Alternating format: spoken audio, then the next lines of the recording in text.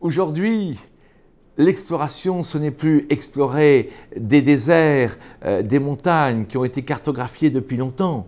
La vraie exploration, c'est celle de l'infiniment petit, de l'infiniment grand et aussi des profondeurs de notre esprit.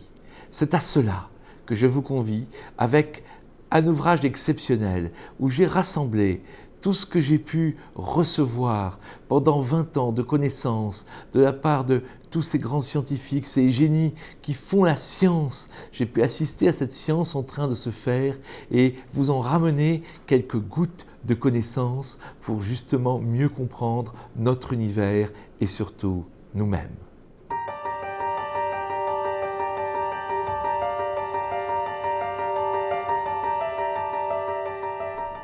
La réalité, ce n'est pas ce que vous croyez. Regardez, vous êtes assis dans votre fauteuil actuellement, en train de me regarder. Vous êtes immobile, du moins le pensez-vous.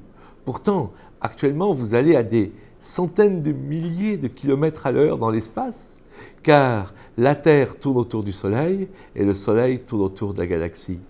Le fait que vous soyez mobile est une illusion. Et bien de la même façon, le fait que ce monde qui vous entoure, avec toutes ces caractéristiques de temps, d'espace, de matière, de dureté des objets, ce monde est une illusion. C'est l'un des grands messages d'une des disciplines les plus surprenantes et les plus importantes de la science moderne, la physique quantique. Et nous allons explorer cet infiniment petit pour voir qu'il débouche sur un tout autre monde, un monde de potentialité, un monde où toute une série de choses peuvent se produire en même temps, où on peut être à la fois plein et vide, blanc et noir, ici et là. Et cette exploration du monde va aussi nous amener à de grands questionnements philosophiques qui vont retrouver ceux d'anciennes traditions, comme par exemple la caverne de Platon des philosophes grecs.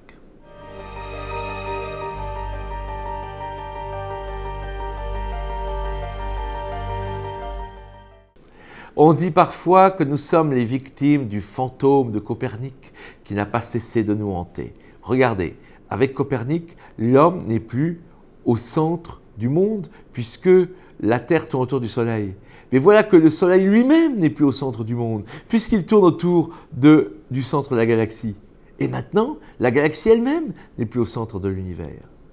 Ainsi, certaines personnes ont pu dire au début du XXe siècle, en voyant la Tour Eiffel, que l'homme n'avait pas plus d'importance dans l'univers, que la dernière couche de peinture du dernier boulon de la Tour Eiffel n'avait d'importance pour la Tour Eiffel. Mais voilà que la cosmologie moderne a réenchanté notre vision du monde.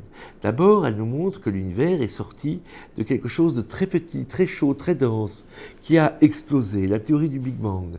Et ça pose bien sûr la question de qu'y avait-il avant, d'autres dimensions, d'autres univers, hein, d'autres quoi. Ensuite, on se rend compte, quand on rejoue cette évolution de l'univers sur des ordinateurs très sophistiqués, quand on modifie les paramètres, eh bien, que toutes ces évolutions d'univers s'écrasent sur elles-mêmes, explosent, se diluent dans le néant, sont infertiles, ne peuvent pas donner la vie et la conscience, sauf la nôtre, notre univers, parmi des milliards d'autres, qui a les bonnes constantes. Alors vous voyez, l'homme se retrouve de nouveau au centre de l'univers, non pas géographiquement, mais par la complexité et la vie qu'il représente, et il redevient relié à la nature même de l'univers et à son évolution.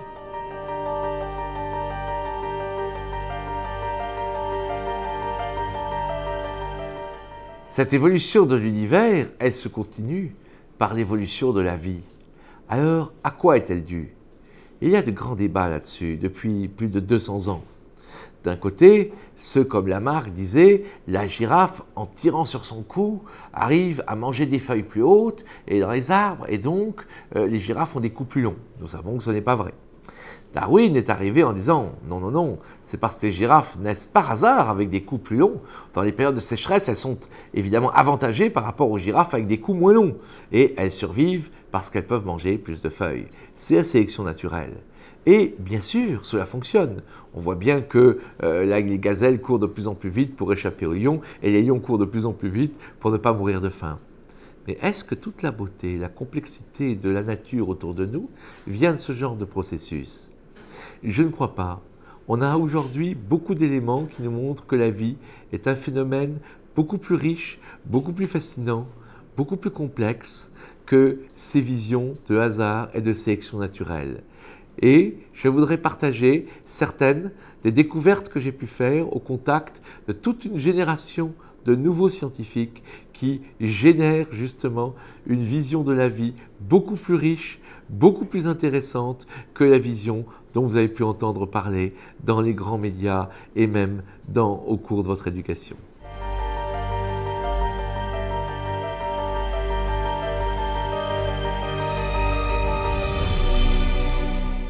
Qui sommes-nous? Cette question, ça fait des milliers d'années que l'humanité se la pose. Elle était déjà inscrite, cette question, dit Socrate, sur le fronton du temple de Delphes. Eh bien, vous savez quoi? Après toutes ces milliers d'années, après tous ces énormes progrès de la science, tous ces scanners, tous ces IRM, on n'a pas énormément progressé pour en obtenir la réponse. Est-ce que c'est parce que l'on cherche dans la mauvaise direction? Tout le monde sait que si vous prenez un coup sur la tête, vous n'êtes plus conscient. Mais si vous donnez un coup à votre téléviseur, il ne diffusera plus d'image non plus. Pourtant, vous savez bien que l'image, elle n'est pas créée par votre téléviseur, mais seulement reçue. Et si le cerveau était un récepteur de la conscience? Et si c'est pour cela que l'on cherchait dans la mauvaise direction, que l'on n'arrive pas justement à comprendre ce qui se passe en nous-mêmes?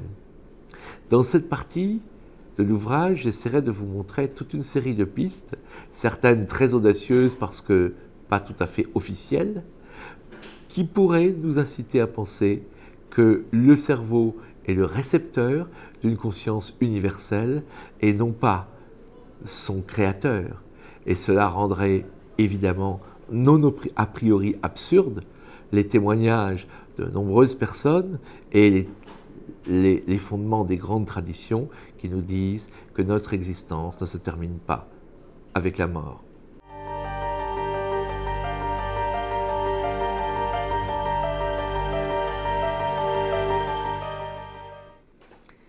À l'école, vous êtes sans doute profondément embêté, comme moi, lors des cours de mathématiques.